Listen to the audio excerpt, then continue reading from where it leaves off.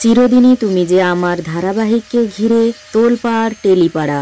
সিরিয়ালের নায়ক জিতু কমলের সঙ্গে ঘনিষ্ঠ দৃশ্যে অভিনয় করতে আপত্তি জানিয়েছেন নায়িকা দিতিপ্রিয়া রায়।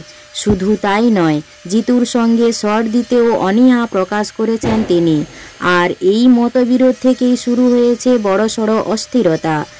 এই ঘটনার জেরে সোশ্যাল মিডিয়ায় ফুঁসে উঠেছেন জিতুর অনুরাগীরা। ফেসবুকে একটি পোস্ট করে নায়ক জানান, পরিস্থিতি যদি এই রকমই চলতে থাকে তবে তিনি কঠিন সিদ্ধান্ত নিতে বাধ্য হবেন।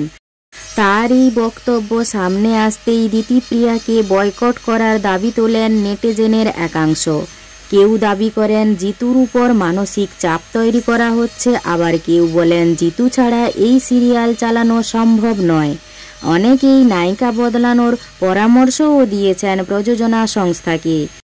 জানা গিয়েছে দিতিপ্রিয়া নাকি জিতুর বিরুদ্ধে বেশ কয়েকটি অভিযোগ করেছেন, যা নায়ক জানতে পেরেছেন প্রযোজনা সংস্থার মাধ্যমে।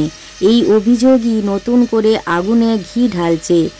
সোশ্যাল মিডিয়ায় দিতিপ্রিয়াকে নিয়ে নানান সমালোচনা থামছেই না। বিতর্কের মাঝে শনিবার দুজনেই শুটিং ফ্লোরে হাজির। তবে সেটের পরিবেশ ছিল একেবারে থমথমে। এখনও পর্যন্ত জিতু ও দিতিপ্রিয়ার একসঙ্গে কোনো শট হয়নি। জিতুর মন মেজাজও ভালো নেই বলে জানা গেছে। তবে এই ধারাবাহিক কতদিন চলবে বা দলবদল হবে কিনা সবই এখন অনিশ্চিত।